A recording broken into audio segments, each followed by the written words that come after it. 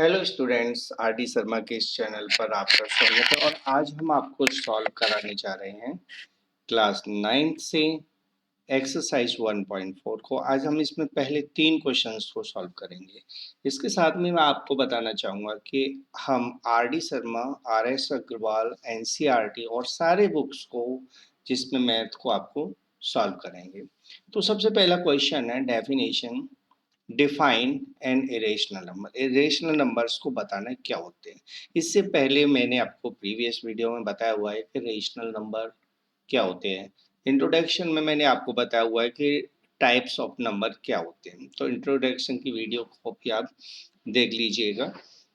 तो हम चलते हैं इरेशनल नंबर क्या होता है।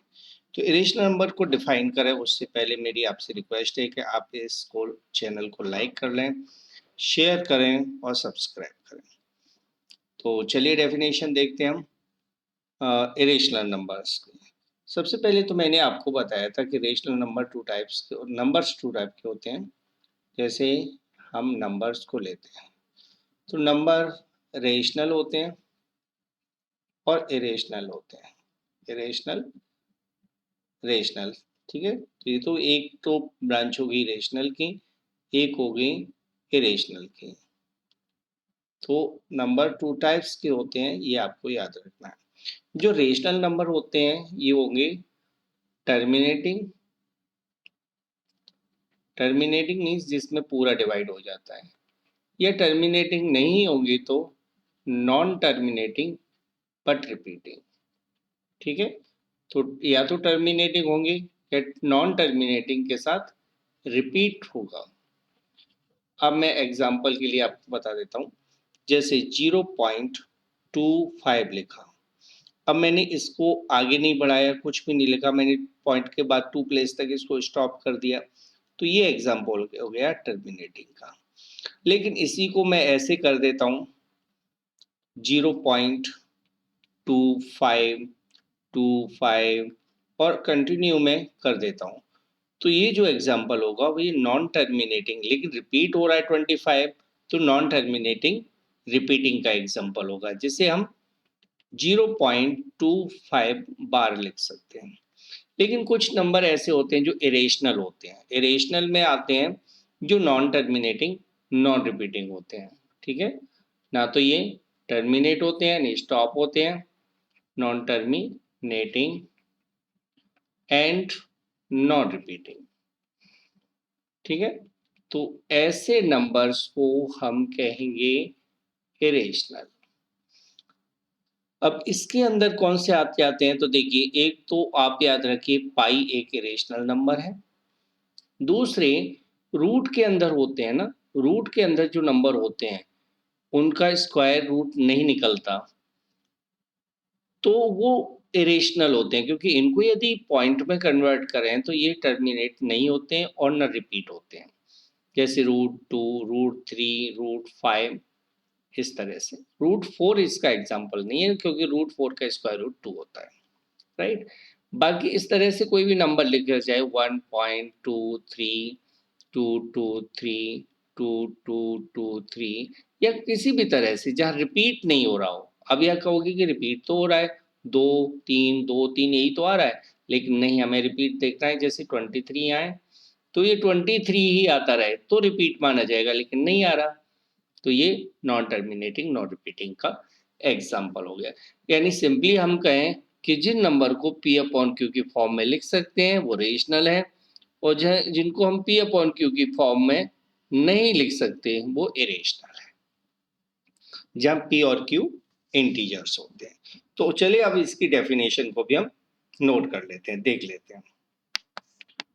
तो आंसर हो जाएगा a number which can not be expressed in the form of P/Q where P and Q are integers and Q is not equal to 0, it is non-terminating or non-repeating decimal। Non terminating, non repeating होता है, ठीक है।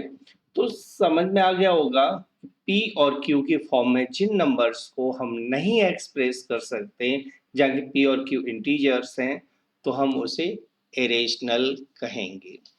जैसे √2 को हम p upon Q की form में नहीं लिख सकते, पाई को हम नहीं लिख सकते, पाई को 22/7 लिखा जाता है ना, वो इसका अप्रोक्सीमेट आंसर है, एक्यूरेट आंसर नहीं है। ठीक है, ऐसे ही मैं लिख देता हूँ 1.01001, तो ये नंबर भी इरेशनल है क्योंकि नॉन टर्मिनेटिंग नॉन रिपीटिंग है। तो इरेशनल को आप समझ जाना है कि ऐसे नंबर जिनको p अपॉन क्यू की फॉर्म में नहीं लिखा जा सकता इरेशनल कहलाएंगे। अब आते हैं हम नेक्स्ट क्वेश्चन पर। Explain how irrational numbers differ from rational. तो इरेशनल और रेशनल के बारे में मैंने अभी आपको क्लियर किया था कि रेशनल क्या होते हैं, इरेशनल क्या होते हैं, लेकिन चलिए फिर भी हम इसका डिफरेंस देख लेते हैं। The difference between rational and irrational numbers. तो रेशनल और इरेशनल में क्या डिफरेंस है? तो सबसे पहला डिफरेंस है, rational numbers can be expressed in the form of p upon q, but irrational numbers can not be expressed. ठीक है, तो रेशनल को हम p अपॉन क्यू की फॉर्म में लिख सकते हैं, एक्सप्रेस कर सकते हैं, एक्सप्रेस की जगह पर आप रिटर्न भी कर सकते हैं, WRITTEN। ठीक है, तो जिन नंबर्स को p अपॉन क्यू की फॉर्म में लिख सकते हैं, एक्सप्रेस कर सकते हैं, उनको रेशनल कहेंगे, जिनको नहीं लिख सकते उनको इरेशनल कहेंगे। सेकेंड डिफरेंस हम ले लेते हैं, रेशनल नंबर्स आर टर्मिनेटिंग और non terminating repeating, but irrational numbers are non terminating non repeating. Okay, ये दूसरा कारण है। तो रेशनल होते हैं ना, वो या तो टर्मिनेटिंग होंगे, टर्मिनेटिंग नहीं है तो फिर वो रिपीटिंग होंगे। ठीक है, और irrational number non terminating non repeating होते हैं। तो ये आपके पास दो मेन डिफरेंस है रेशनल और इरेशनल के। चलिए अब बढ़ते हैं हम क्वेश्चन नंबर 3 पर। Examine whether the following numbers are rational or irrational। Rational और इरेशनल को बताना है। जैसे √7, अब 7 तो स्क्वायर रूट नहीं निकाल सकते, √7 का स्क्वायर रूट नहीं होता है। जिस नंबर का स्क्वायर रूट नहीं होता है तो हम उसे कहेंगे कि वो इरेशनल है। तो यहाँ √7 is irrational number as 7 is not a perfect square number.